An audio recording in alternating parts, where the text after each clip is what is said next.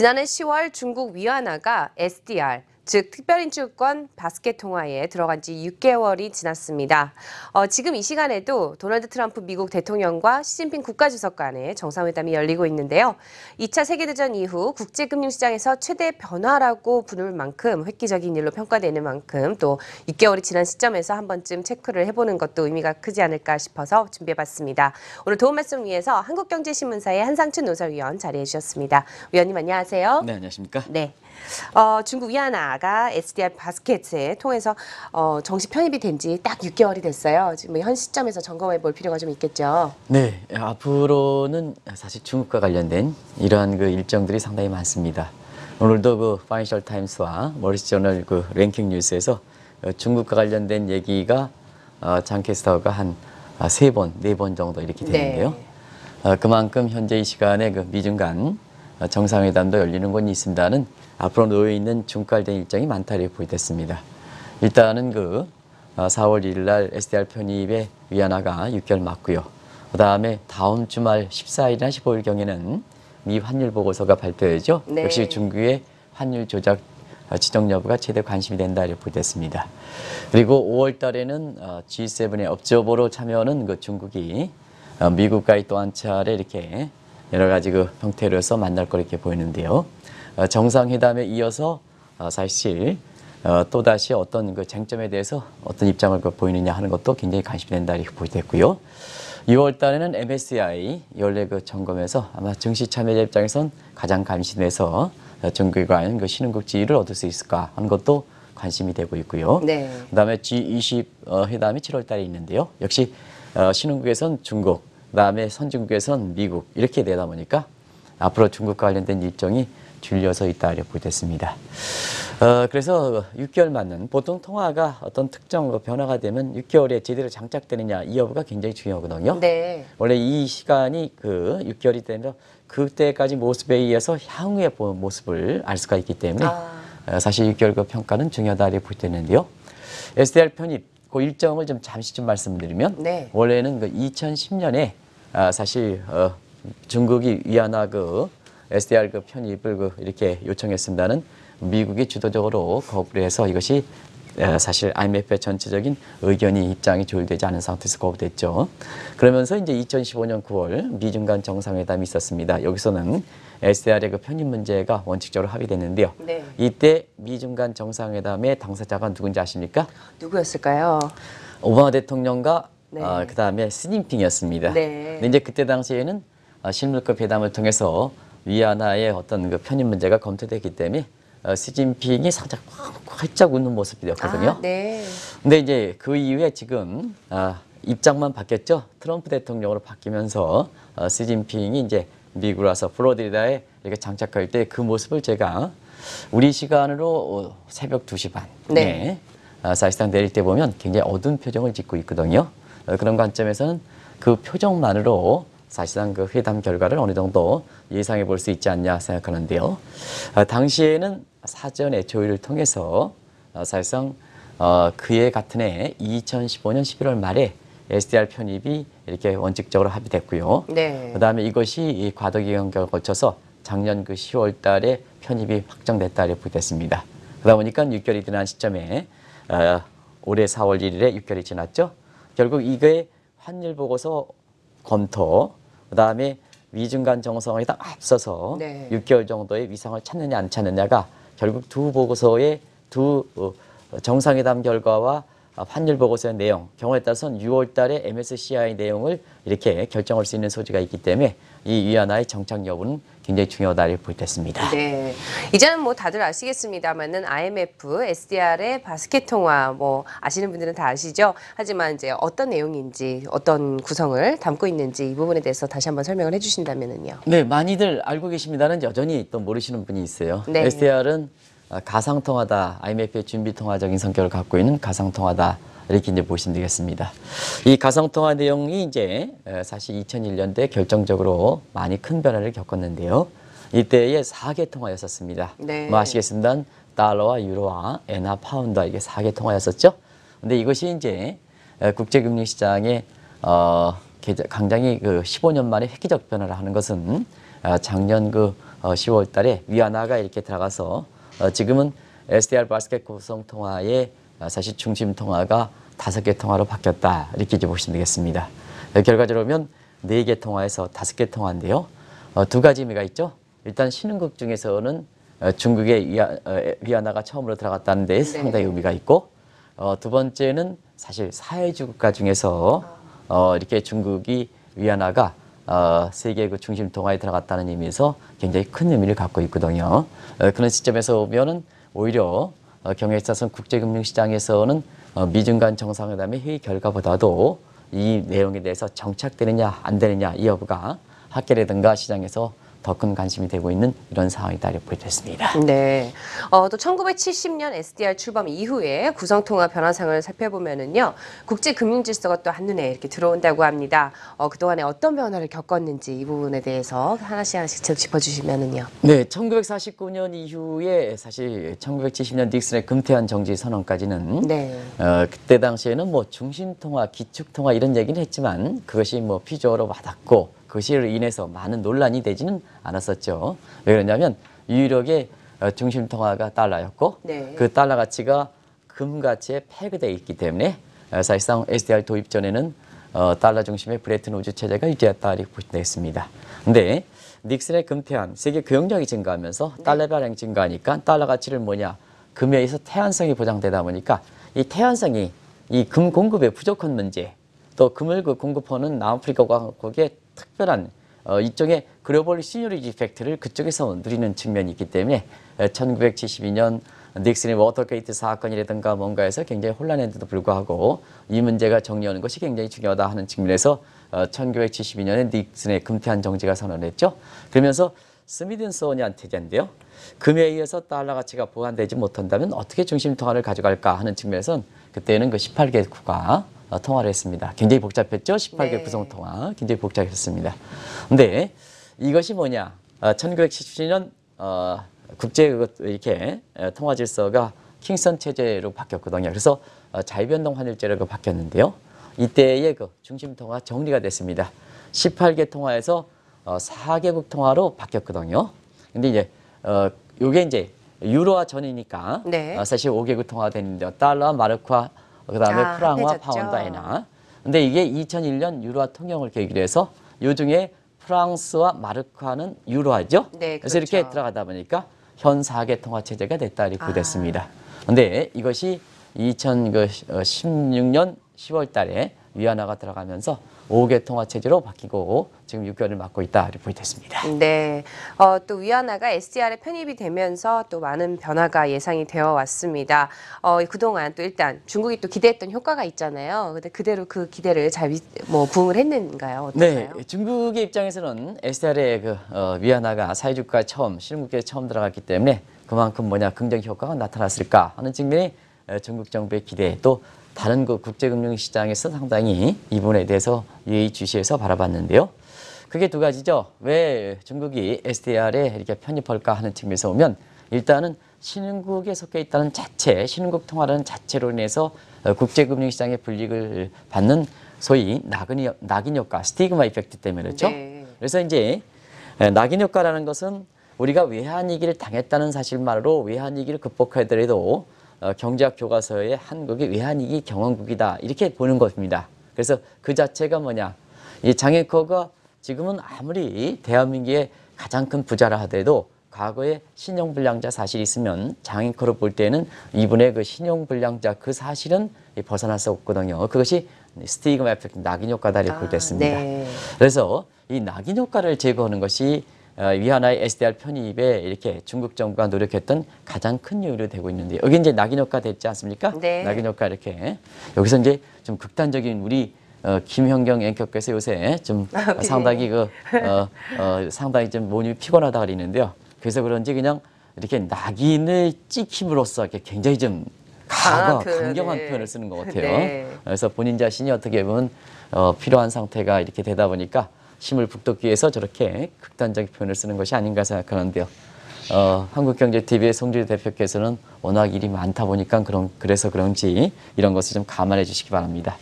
어찌 됐든 낙인 효과를 이렇게 좀 하는 것. 그 다음에 두 번째는 국제 채권 시장에서 신흥국 통화가 선진국 통화가 차지하는 비중이 90% 있거든요. 네. 그러다 보니까 이 신흥국의 그 이렇게 통화로서 위안화로 이렇게 반영할 때에는 상당 부분 고리스크 부담을 해야 되거든요. 네. 신흥국이기 때문에 거기에 가상금리를 볼 때 신흥국의 프리미엄을 쫙 붙인다는 얘기입니다. 프리미엄이라는 게 이게 이제 시청자 여러분께서 좋은 뜻이 아니고 우리가 보면 국제금리 시장에서 자금 조달할 때는 기준금리에 플러스 이렇게 크레딧 평가를 통해서 거기에 가상금리가 붙여지거든요. 근데 이 가상금리를 붙여질 때 크레딧 리스크 할 때 이 신흥국 자체의 크레딧 때문에 네. 크레딧 신용이 떨어진답니다. 떨어지니까 뭐냐 가상금리 높게 붙겠죠. 그렇죠. 그래서 이것이 그 국제 반응할 때 선진국으로 중심으로 이동하다 보니까 신흥국이 거의 조달하는 틈이 들어가는 과정에서 시장의 진입 장벽에 따라서 신흥국이 당하는 이렇게 불이익이거든요. 예를 들어서 아까 이제 그 레스토랑 관련된 얘기를 그 박준호 소장까지 해서 얘기했는데요. 네. 예를 들어서 지금의 우리나라의 유통 질서에서 보면 새로운 것이 시장에 들어온다 하면 항상 뭐냐 시장의 진입 비용이라고 게 있습니다. 그 시장의 진입 비용이 굉장히 크거든요.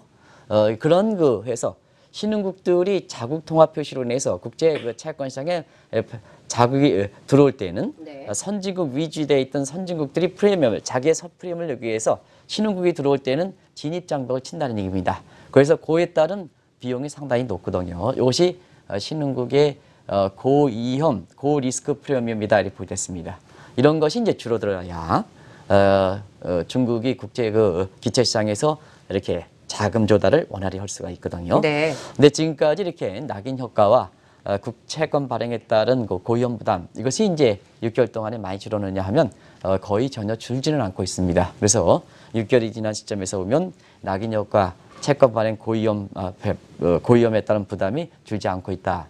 그래서 SDR 편입 전에 SDR 편입 전과 거의 비슷한 수준이다 이렇게 보겠습니다. 네. 또 미국의 달러 의존도를 낮춰서 달러 함정에서 벗어날 수 있는 것도 어떻게 보면 또 큰 효과가 아닐까 싶기도 한데요. 이건 어떻게 보세요?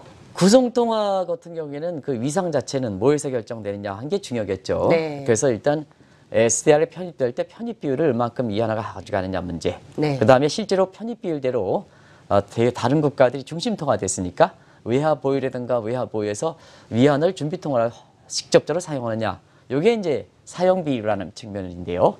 그런 관점에서 두 가지를 좀 보겠습니다. 네. 그러면 이 편입 비율이 결정할 때는 어떻게 되냐 하면 항상 편입 비율은 중심통화니까 그렇죠. 경상거래 비중, 자본거래 비중을 감안해서 하거든요. 근데 중국 같은 경우에는 두 거래 비중이 계속해서 지적했습니다. 경상거래 수출입 상품 같은 경우는 세계적으로 거의 수출 국가로 보면 세계 1등을 차지하고 있는데 네. 자본거래 비중은 지금 신흥국에서도 굉장히 안 좋은 차지죠. 그래서 두 거래 비중이 극심한 불균형 상태를 두다 보니까 네. 작년 그 10월에 SDR에 편입될 때 중국 정부 입장에서는 자 우리가 신입으로 들어가지만 중기의 이상으로 볼 때는 약 편입 비율을 14에서 15%, 최대 15%까지는 줘야 되지 않느냐 이렇게 했습니다는 실제적으로 보면 자본거래 비중이 워낙 적기 때문에 이 편입 비율이 10.9% 돼서 그 자체로 보면 그 자체로도 굉장히 있죠. 만약에 15% 들어갔을 때는 거의 유로화에 버금될 수 있는 세계 2대 통화. 그러니까 뭐냐?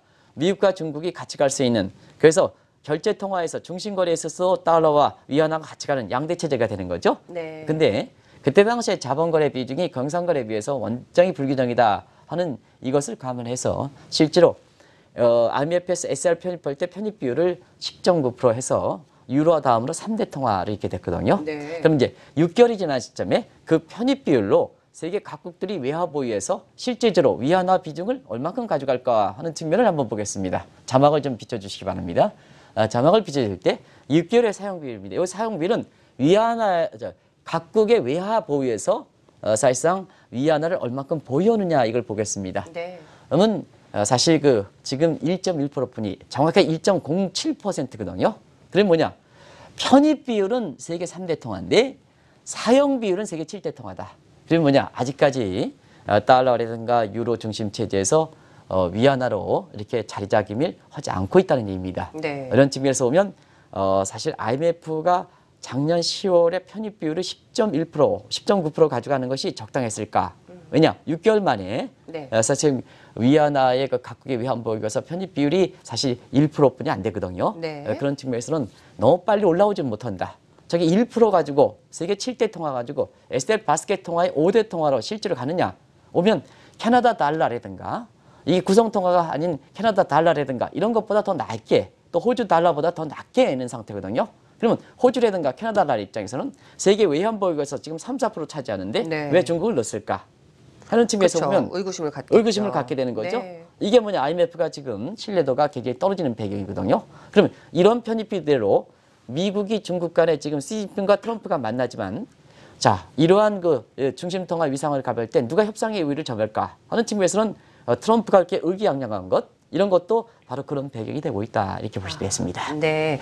또 지금 이 시간에 미국과 중국 간의 정상회담이 열리고 있죠.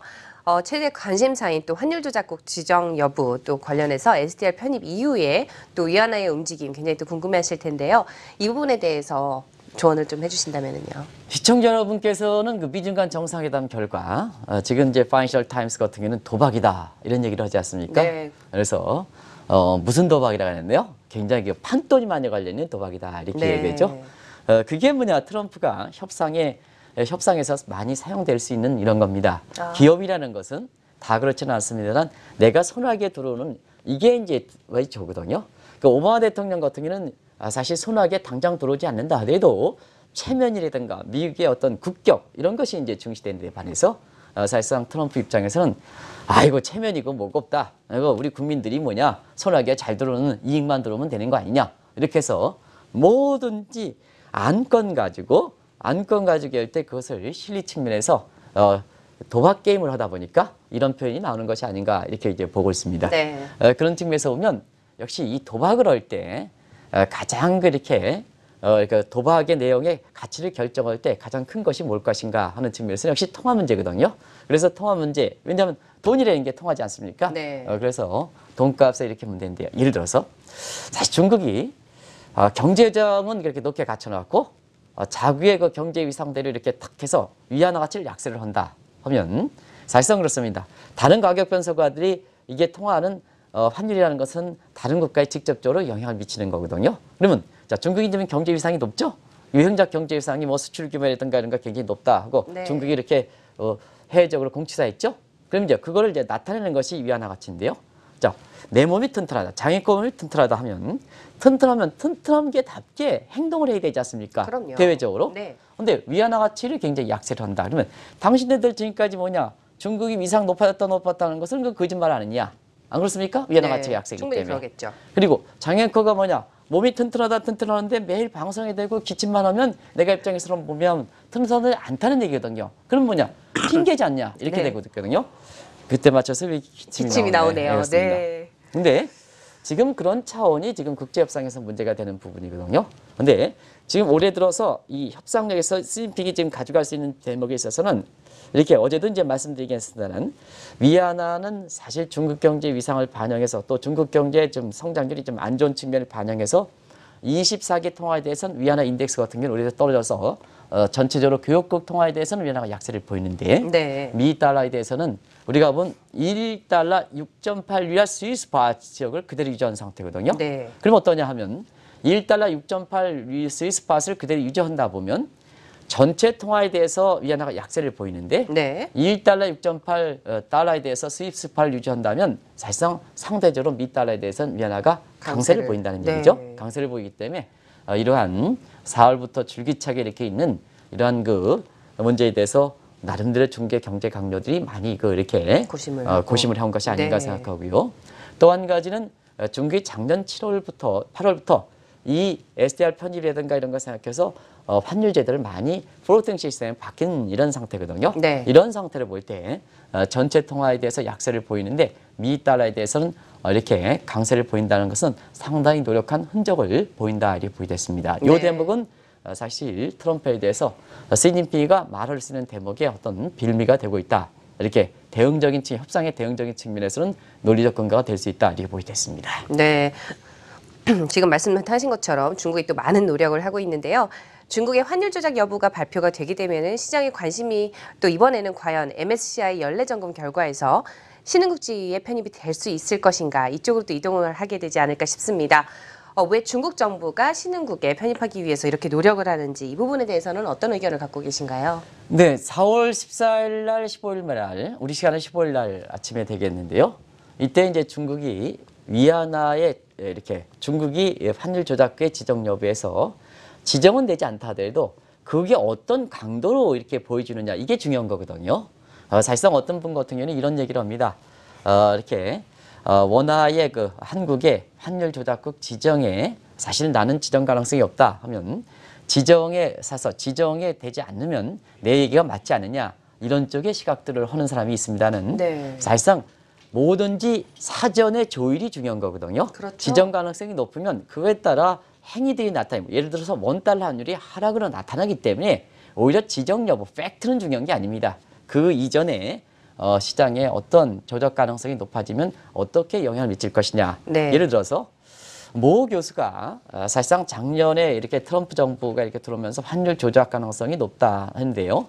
그 대목에서 환율 조작에 대해서는 가능성이 적다. 이렇게 이제 확신하셨는데요. 조작 가능성이 적죠. 왜냐? BH7번의 세계 가능으로 볼 땐 2개 요건만 거쳤기 때문에 환율 관찰 대상국이지 심층 대상에 걸릴 조건은 적거든요. 왜냐하면 우리는 세 가지 요건 중에서 GDP 대비해서 시장 개입 비중이 2% 이상 이건 쥐 아무리 발버둥 쳐도 뭐해도 되지 않습니다. 그래서 세 가지 요건을 걸리지 않습니다. 그건 명확한 사실 가지고 환율 조작국에 지정되지 않는다. 그러면 내가 얘기했을 때 맞았느냐 하는 것을 얘기할 수가 있느냐 하는데요. 사실 그렇습니다. 우리가 다른 국가에 비해서 환율 조작에 대한 지정 가능성이 요건 자격이 굉장히 높기 때문에 우리가 사전에 사실 원달러 환율이 하락되는 것을 네. 대비하기 위해서는 어떠냐면 우리가 사전에 조율적인 측면에서 정부에서 그런 노력을 좀 해달라 이런 쪽의 얘기가 더요. 그럼요. 네. 그런 측면에서 보면 중국이 환율 조작 가능성이 환율 조작국이 지정되지 않는다 하더라도 그 내용 하나하나에 대해서 미국의 입장이 어떻게 되느냐 하는 것을 봐야 되거든요. 그럼요. 네. 그런 측면에서는 그런 환율 보고서가 나오면 그것이 곧바로 미국의 의지가 되니까 결국 6월 달에 검토되는 중개 신흥국 지위를 부여하는 MSCI 이런 결과에 영향을 미치고 그다음에 G7 이런 업소별 각으로 하는 G7의 회담이라든가 G20 회담에 고스란히 영향을 미친다는 얘기거든요. 네. 그래서 4월 달 환율 조작국이 중개 환율 조작국 지정 팩트보다도 그 내용 하나에 대해서 어떻게 강도가 있느냐 아니면 개선되느냐 이 여부를 중시하는 거거든요. 그런 관계에서 보면 이번에도 보시기 바랍니다. 많은 이렇게 증권사들이 자, 이 MSCI 중국이 신흥국 편입된다. 중국 주식 사시오. 이렇게 하다가 한국경제TV를 통해서 왜 MSCI 지수를 이렇게 3개월 전서부터 왜 이렇게 떠드느냐 하는 방송을 했죠. 네, 그 이에 그랬죠. 공교롭게도 이 방송 이와 관련된 얘기들을 좀 증권에서 안 하는 것 같아요. 그때 내용에서도 자, 왜 이렇게 보냐. 그러면 그때 내용에 2001년에 WTO 가입했지만 중국이 경상거래 사이드만큼 자본거래 가져가지 못하고 그러다 보니까 경상거래에서 상당히 불이익을 많이 WTO 가입에도 불이익을 당하는 게 비시장 경제 지위를 이렇게 해서 벗어나지 못하고 있다는 얘기를 말씀드렸습니다. 네. 그것이 MSCI 연례 6월 검토위에서도 굉장히 브레이크가 될 것이다. 이렇게 얘기했거든요. 그런데 이 문제에 대해서는 중국도 아니까 SDR 편입 문제라든가 그다음 미중 간 정상회담이라든가 각종 엔타이덤핑이라든가 카운터블링 탁스에서 가상금 문제라든가 이런 것이 경감받으려면 또 MSCI 신흥국 지위를 받으려면 요 비시장 경제 지위가 시장 경제 뭐든지 시장에서 예측할 수 있다. 이래야 무슨 접근성이 되고 뭐 하는 거 아니겠습니까? 여전히 비시장 경제에서 뭐든지 통제하고 있다 하면 아무리 경제 위상이 된다 하더라도 사실상 이렇게 SDR 편입된 지 6개월 만에 이렇게 각국들이 사용하지 예측 가능하지 못하니까 네, 믿을 수 있느냐 믿지 못하는 얘기죠. 중국 정부에서 헷가닥 변하면 이렇게 되고요. 6월달 MSCI 대해서 신흥국지에서 예측 가능해야지 이게 뭐냐 접근성이 떨어지는데 되겠느냐 하는 측면이거든요. 그래서 작년부터 중국이 시장 경제 지위를 받으려고 굉장히 노력했거든요. 네. 여기를 아니까 트럼프 입장에서 협상의 달인답게 이번에 회담 직전에 중국에 대해서 시장 경제 지위를 줄까 말까 검토하고 있죠. 그렇죠. 이게 이제 미국의 실리이고 트럼프의 실리에다 이렇게 볼때습니다. 그런 측면에서 보면 이 자본거래 사이에 대해서 사실 MSCI 신흥국 지위를 봐서 경상거래 사이드만큼 이렇게 되긴 하겠습니다는 사실 지금 입장에서는 시장 경제 지위를 받지는 못하기 때문에 6월 달에 신흥국 지위를 받는 데 있어서는 상당히 난항을 겪지 않겠느냐 생각하고요. 또 환율 보고서에서 미국의 입장이 작년 10월보다 개선되는 입장을 보이지 않고 오히려 중국에 대해서 굉장히 강도 있는 내용으로 환율 조작국 지정되지 않더라도 그 조건 하나에 대해서 보고서에 지적된 내용이 강도가 있다 하면 국가의 입장이 그런데 자, 모건 스탠리 국제 인터내셔널 이렇게 캐피탈 거기서도 사실 국가 입장을 벗어날 수는 없는 거거든요. 그렇겠죠. 그죠? 네. 그런 측면에서 6월 달에 MSCIG에서 관련돼서 내용이 이렇게 관심이 될 거로 보입니다는 이번에 정상회담 그다음에 사실 14일, 15일에 발표되는 환율 보고서의 내용이 주목받는다 이렇게 보여졌습니다. 네, 지금도 뭐 미중 정상회담이 진행되고 있는 가운데 이제 신경전이 좀 더 이제 세지지 않을까라는 생각이 좀 듭니다. 지금 SDR 편입 이후에 이제 6개월이 지난 시점에 대해서 이제 전반적인 분석을 들어봤는데 이제 또 단도직 입장을 한번 여쭤봐야 될 것 같아요. 올해 들어서 이제 그 연례 SDR 이후에도 이제 중국 위안화가 어떻게 보면은 MSCI 신흥국 지수에 편입이 될 거라고 보세요. 지금 상태에서는 올해 편입이 상당히 힘들지 않겠느냐. 오히려 작년보다도 그 위에 변화상에서 보면 SDR 편입됐다는 그런 거로 있지만 중국도 나름대로 많이 요구해서 MSCI 요구사항을 많이 이렇게 했지만 신흥국 지위를 전면적으로 부여받는 한국식으로 전면적으로 지어받는 이런 쪽의 모습은 좀 어렵지 않겠나 이렇게 보고 있습니다. 네. 그래서 두 가지가 겁니다. 전면적으로 수용되느냐 아니냐 하는 각도에서 보면 올해도 힘들지 않겠느냐.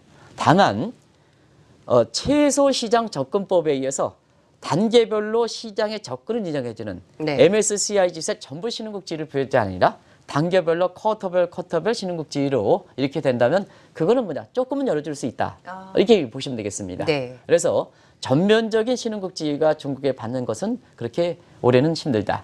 근데 다만 노력을 해서 그 노력을 촉진시킨다는 측면에서 사실상 뭐냐 일반 단계별로 뭐 예를 들어서 3%, 5%, 7% 쿼터별로 받는 이런 쪽에서 중국의 국제금융시장에 자꾸 참여시키려는 왜냐하면 중국의 경상거래 사이드에서 이렇게 세계적으로 높은데 자본거래 사이드에서 자꾸 외면만 하는 것도 세계경제 입장에서는 바람직스럽지 않거든요. 그러면 중국이 빨리 이렇게 자본거래 사이드에서 국제금융시장에 참여하는 그래서 경상거래와 자본거래 사이드의 균형을 가져가는 것이 세계경제 입장에서 좋은 측면이거든요. 네. 그런 측면에서는 쿼터별로 신흥국지위를 받을 수는 있다. 근데 전면적으로 수용되는 건 어렵다. 그러면 한국에 대해서 일부 그 증권사들이 이거 올해 뭐냐 MSCIGS에 이렇게 편입되면 자 신흥국에서 여러 가지 패시브 펀드 같은 경우에는 거기에 대해서 신흥국의 쿼터가 유지했기 때문에 한국에 지금까지 쿼터 가져왔던 것을 중국으로 간다 하는 측면에서 한국 증시를 상당히 좀 어렵게 보는 이런 측면은 사실 올해도 그 가능성이 이렇게 그 부담을 일부 증권사가 얘기하는 것처럼 그렇게 크게 하면 안 된다 하는 걸 좀 말씀을 드립니다. 다만 한 가지 그런 측면보다는 국내에 들어왔던 외국인 자금이 자 주가를 끌어올리고 그다음에 환율을 떨어뜨리지 않습니까? 근데 뒤늦게 우리 주가의 대세 상승론 그다음에 환율이 1,080원, 1,010원 떨어진다 하는데요. 저도 뭐냐 지난 3년 동안 위기의 금리 인상에 따라 슈퍼달러 온다는 시각을 반대해서 원달러니 떨어진다는 시각을 했습니다는 사실 3주 전서부터는 우리 자금의 항방이 굉장히 헤지 펀드성 자금이고 여기에 조세 회피 지역에서 들어온 자금 그래서 체리 피킹 매력 환차익을 하는 자금들 질적으로 안 좋은 자금들이거든요. 그래서 지금은 체리 피킹 매력 환차익이 도전하기 때문에 자 대세 상승형 경계 환율이 추가적으로 하락하는 건 경계 이런 시각으로 말씀드립니다. 그래서 그 외국인 자금의 향방과 관련해서는 중국과 관련된 게 아니라 질적인 측면에서 우리의 체리 피킹 매력과 환차익 매력이 줄어들기 때문에 환율이 더 떨어진다. 1,080원으로 떨어진다. 그리고 대세 상승하다. 이건 경계할 필요가 있다는 걸 말씀드립니다. 네, 오늘도 말씀 잘 들었습니다. 지금까지 한국경제신문사의 한상춘 논설위원이었습니다. 오늘도 말씀 잘 들었습니다. 그렇습니다.